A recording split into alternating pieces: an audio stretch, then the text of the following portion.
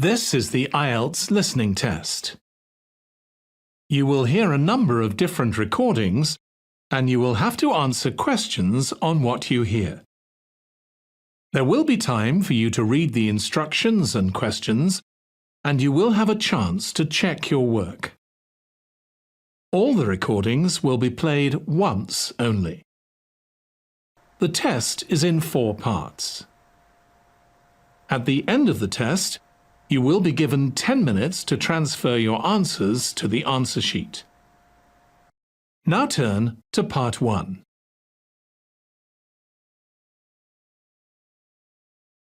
Part 1. You will hear a conversation between a commercial property letting agent and a businessman who wants to move his business to new premises. First, you have some time to look at questions 1 to 6.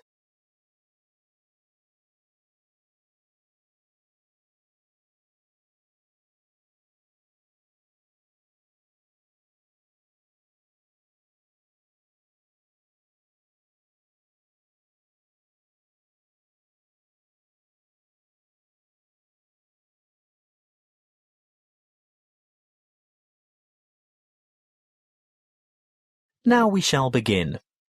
You should answer the questions as you listen, because you will not hear the recording a second time. Listen carefully and answer questions 1 to 6. Good morning. Mr. Rich, isn't it? That's right. Raymond Rich of ICT Industries. ICT Industries. Just a moment while I put that on the form. Now, you're looking for new office space, is that right? Yes. Our present lease is due to expire soon, and as the company is expanding anyway, we need to find somewhere to move to. Do you prefer the suburbs, the city, or a commercial zone on the outskirts? Well, currently we're in a very pleasant suburb, but as I said, we've outgrown that building as we've got to move anyway. I think the city centre is where we want to be, right in the heart of things. I see. Anywhere in particular? Yes, somewhere in the vicinity of the main transport centre, because I have a large staff, and car parking in the city is terribly expensive. I think it would be a good idea if we didn't use our cars at all. Exactly what size premises are you looking for? Good question. Something more than the 10,000 square metres we have at present should do it. Shall we say 12,000 square metres? That's probably about right. Yes, I think that would meet our needs. Just how many employees do you have to accommodate? 40 in all, but only 14 will have their own offices. The rest will be in open-plan shared offices. Oh, I forgot to ask. Do any of your employees have extra requirements? Will we need to consider people with disabilities? Yes. Actually, there is one in a wheelchair who'll need suitable access and another who can walk just a few paces. She uses a mobility scooter, so we'd need to make sure all facilities, especially toilet facilities, were suitable and accessible, and we'd also need to be either on the ground floor or to find a secure place by the lifts for Mrs. Jackson to park her scooter. I'll need to keep that in mind when I come up with the property for you to look at. Now, when are you thinking of moving? Well, our current lease expires in August, so we'd like to have the move completed by then, of course. Well, there is a very suitable property that I have in mind here in the city, but the owners want a lease signed by the end of this month, May. Ooh, too early, I'm afraid. I'd be ready to sign up by the end of June, though. Shall we say signed up by the 1st of July and moved by the end of that month? Definitely. Before you hear the rest of the conversation, you have some time to look at questions 7 to 10.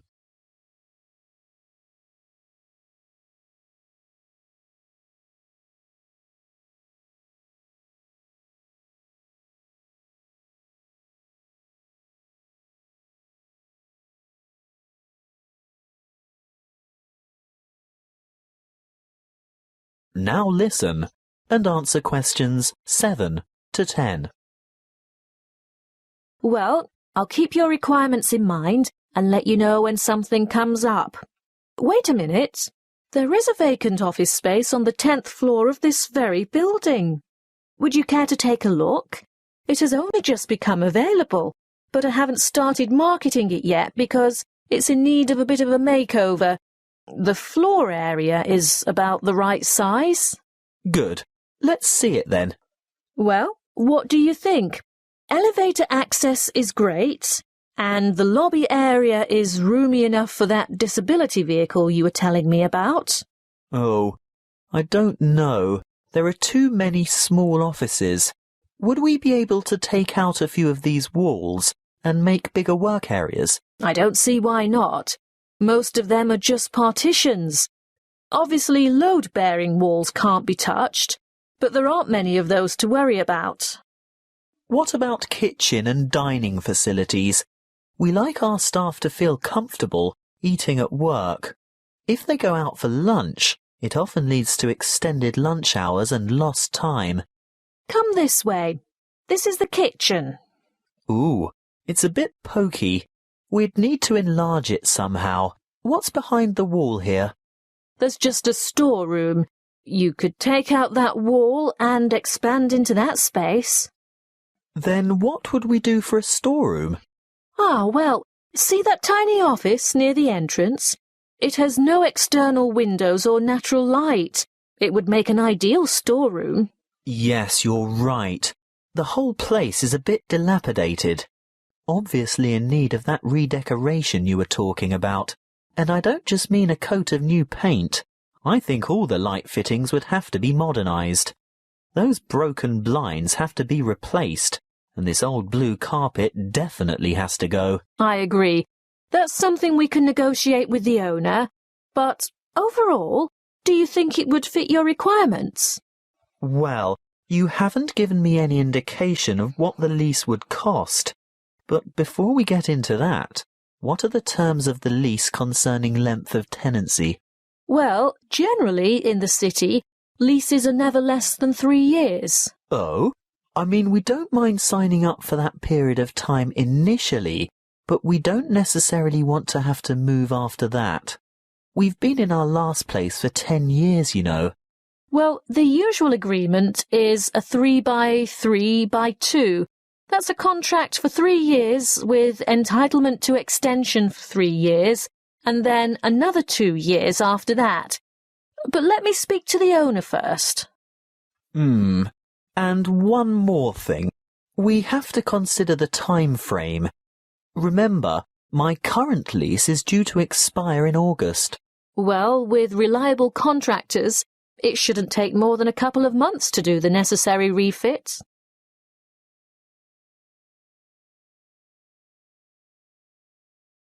That is the end of part 1. You now have 1 minute to check your answers to part 1.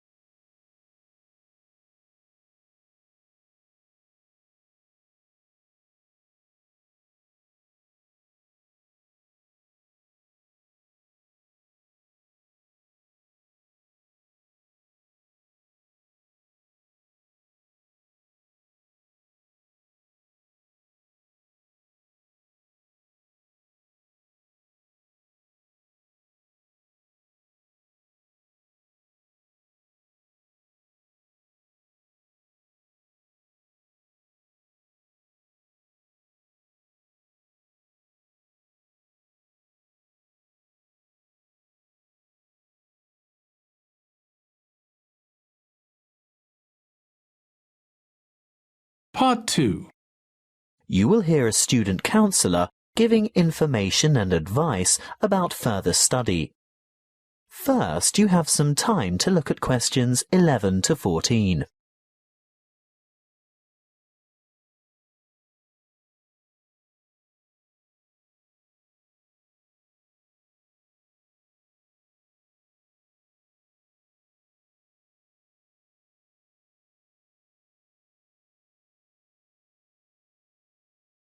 Listen carefully and answer questions 11 to 14. Are you thinking about further study? Well, listen to this before you make a decision. It will help you decide if going on to tertiary study is right for you, and it will help you make good decisions for the right reasons. It includes information about student life, what it will cost, and the different ways you can support yourself. What should you think about first? Well, obviously, you're thinking about tertiary study, and it's one of the biggest decisions you'll make in your life. What you decide now will affect the rest of your life. It's the last year of high school for most of you, and you're busy and under pressure. Perhaps you're thinking of going abroad, getting a job, or working for just a year or two to save some money before getting back to study. Let's assume you're choosing to continue studying next year. It's important that you set yourself goals and plan how you're going to achieve them. First off, career goals. What career do you want to pursue, or what is it your parents want you to do? Then, you need to think about employment opportunities at the end of your study. Will your qualification assist you in finding a rewarding job? Thirdly, course selection. Exactly what qualifications will you need? For instance, a degree, a diploma, or something else. Now we're down to study goals. The number of papers you can study at a time, and what sort of grades you would like to attain. Before you hear the rest of the talk, you have some time to look at questions 15 to 20.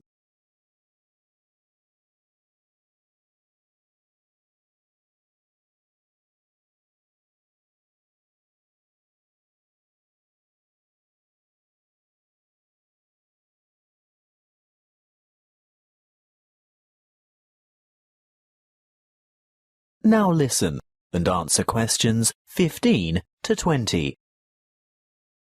Now, how do you make all that happen? You might feel overwhelmed by all the choices, but there are people and agencies to help. Career Services is a great website with lots of useful information and a search tool for finding courses and providers throughout the country. Then, there are the tertiary education institutions themselves. Universities and institutes of technology, for example, have comprehensive information on their particular websites. You can find out most anything there. Many campuses have a student support association, and they can tell you a lot about what to expect. Don't be afraid to ask them anything. I'm sure they've heard it all before. It might also be worthwhile to make inquiries with potential employers to see if they will fund or partially fund your studies. If it is a trade you want to learn, the apprenticeship scheme will help you earn while you learn. That way you'll get valuable work experience while you're studying.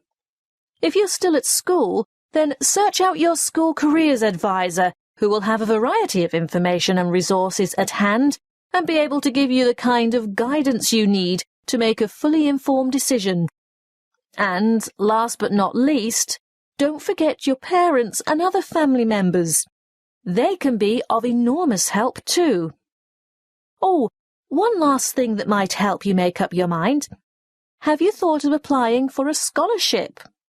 Some embassies, governments and individual institutions offer scholarships to cover part or all of your study fees. Most large libraries have a comprehensive catalogue of the various grants, awards and scholarships that are available. That is the end of Part 2. You now have 30 seconds to check your answers to Part 2.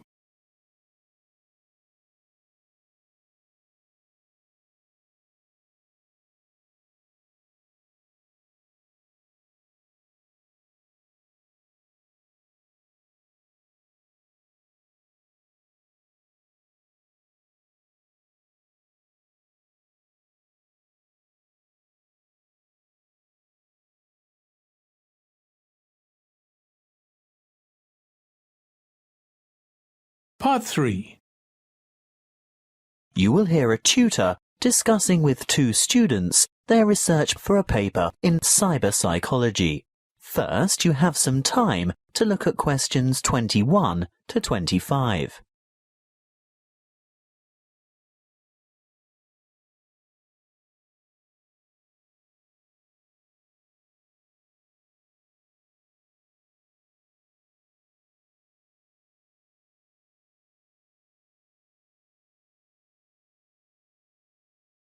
Listen carefully and answer questions 21 to 25. I'm very glad that the two of you decided to pursue this research topic, because I think it's not only much needed, but very relevant to current psychological concerns about addiction issues in young people. Now, tell me, how did you get started? Well, we looked around for problems, or perceived problems, that teenagers in general might encounter, and we came up with the extremely popular phenomenon of instant messaging and the implications that the use or overuse of this form of communication might have on teen behaviour. Then we decided to propose the concept of instant messaging addiction. By the way, do you mind if we abbreviate instant messaging to IM in our discussion? Not at all. But before you go any further, tell me something about the demographic sample you used. We chose a random sample of teenagers from Jiangsu province from a typical public middle school, and we considered this group to be representative of teenagers in urban China. We distributed 500 questionnaires and 450 were returned. The sample group was on average aged between 14 and 15 years. Internet addiction, or technological addiction as it's sometimes called, has been studied many times before. What makes your research different? Well, previous studies indicated that internet-dependent students are more likely to use instant communication, but we wanted to find out primarily whether IM addiction actually exists, and if so, what the symptoms are.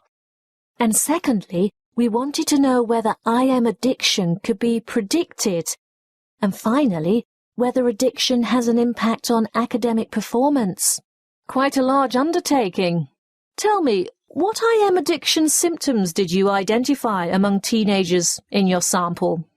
We found 4 major IM addiction symptoms, which are remarkably similar to the symptoms used to identify substance dependence. Although here we're looking at behavioural addiction, not chemical addiction to drugs, alcohol, or the like. Yes, loss of control was a significant factor, which indicates that the addicts had less self-discipline. They could not control the amount of time they spent on IM, and they neglected their schoolwork, as well as other responsibilities or obligations they might have. Obviously, academic performance was adversely affected. I'm sure that led to a lot of complaints from family and friends, not to mention teachers. Yes, of course. Another symptom was, as you would expect, a preoccupation with instant messaging. They would be annoyed if interrupted when chatting online, and they would feel depressed and moody when they couldn't. They would go without sleep in order to chat, and when they were offline, they would still be thinking about online chatting. As in chemical addiction, they would need to increase the dose, in this case of IM time, to get satisfaction. That sounds quite disturbing. Yes, and as you can imagine, loss of relationships due to overuse of IM was a factor too. The addicted teenagers would rather chat online than go out with friends or spend time with family, which jeopardized their social relationships and their educational opportunities. The fourth addictive factor we found was escape. These teenagers used IM as a form of escape from reality and responsibilities. Before you hear the rest of the conversation, you have some time to look at questions 26 to 30.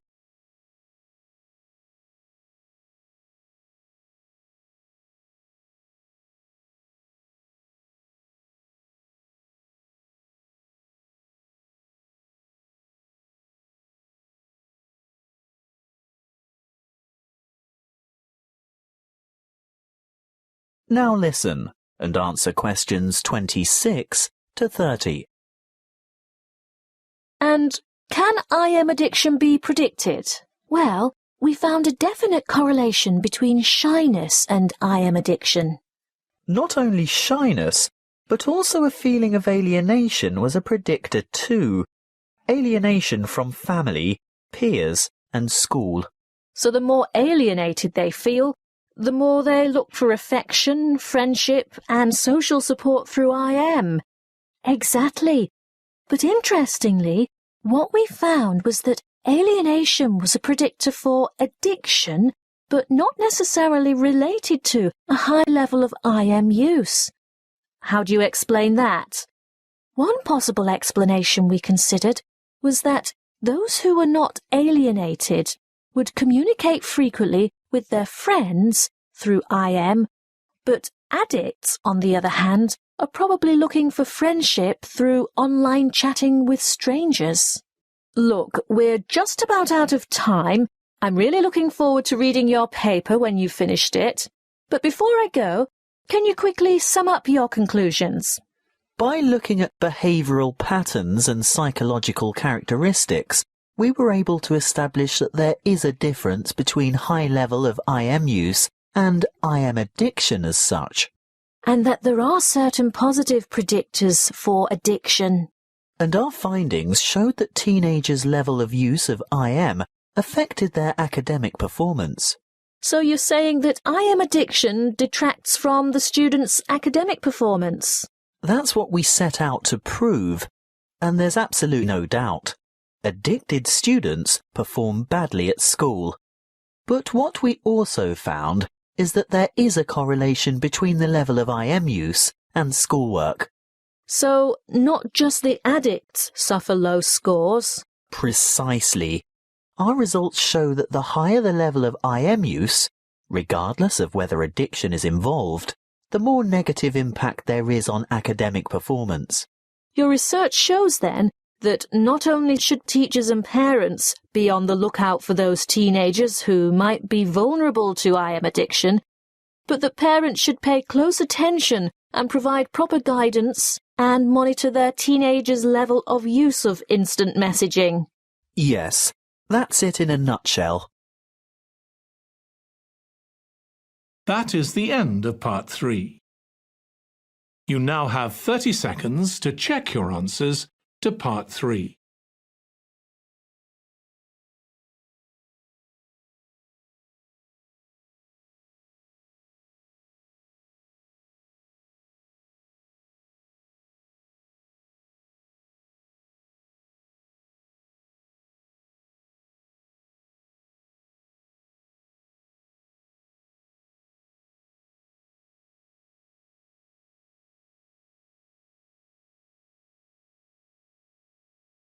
Part 4. You will hear a geography lecture on the British Isles. First, you have some time to look at questions 31 to 40.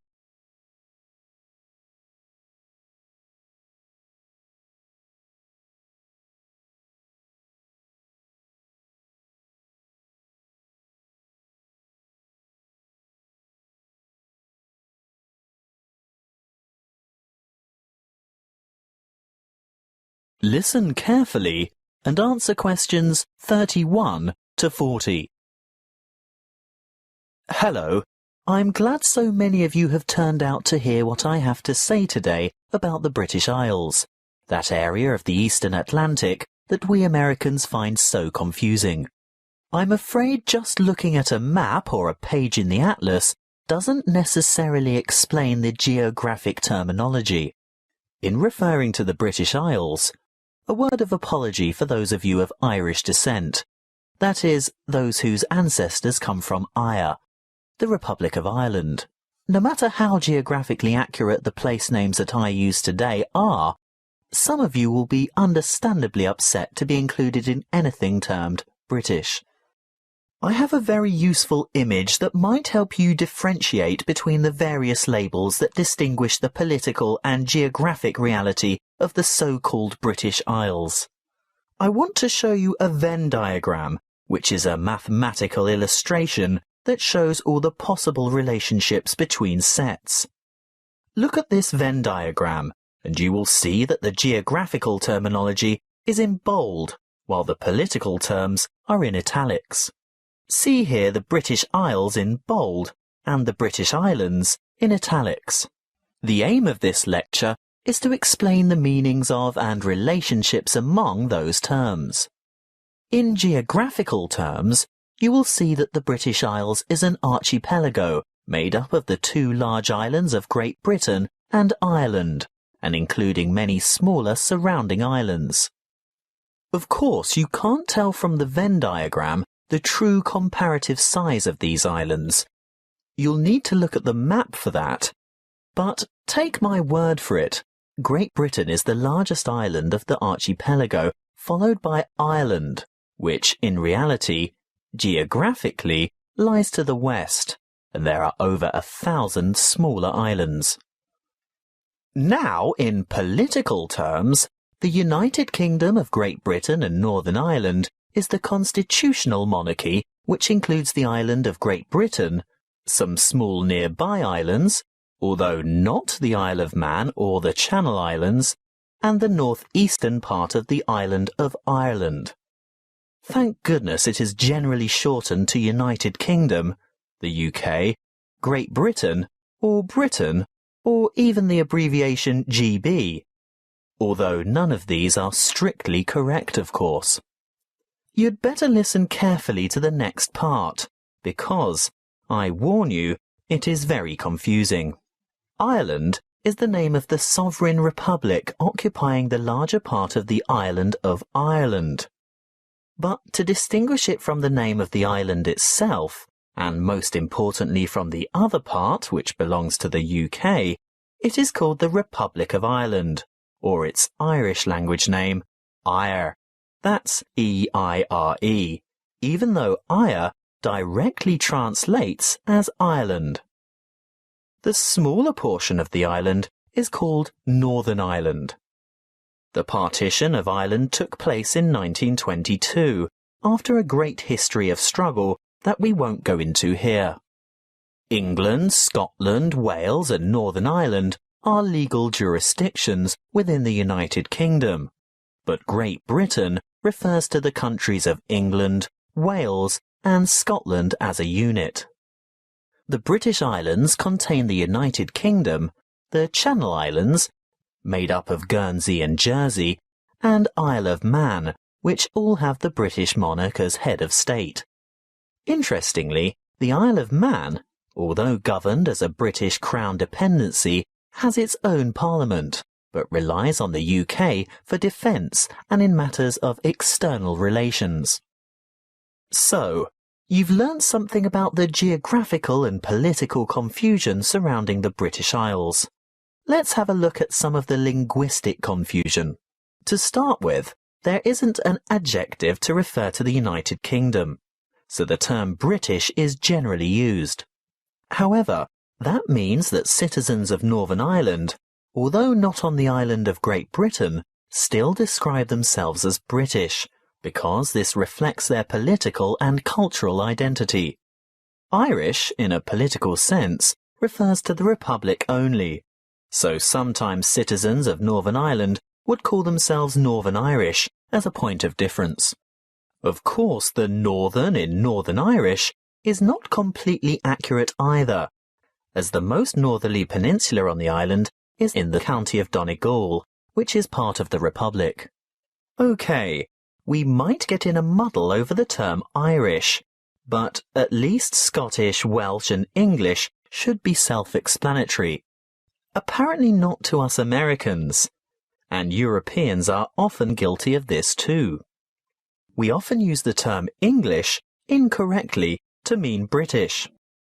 I'd have to be the first to admit to calling my Welsh colleague English, which really gets his heckles up. He is Welsh, he tells me, and he may also be British, but he is definitely not English. Just one more thing. What is the British Commonwealth? It's a voluntary association of independent states, many of which were former British colonies. In fact, what was primarily the old British Empire. However, it's no longer known as the British Commonwealth, but is now called the Commonwealth of Nations instead, presumably because current members do not want to remember the old colonial ties. That is the end of Part 4. You now have 1 minute to check your answers to Part 4. That is the end of the listening test. In the IELTS test, you would now have 10 minutes to transfer your answers to the answer sheet.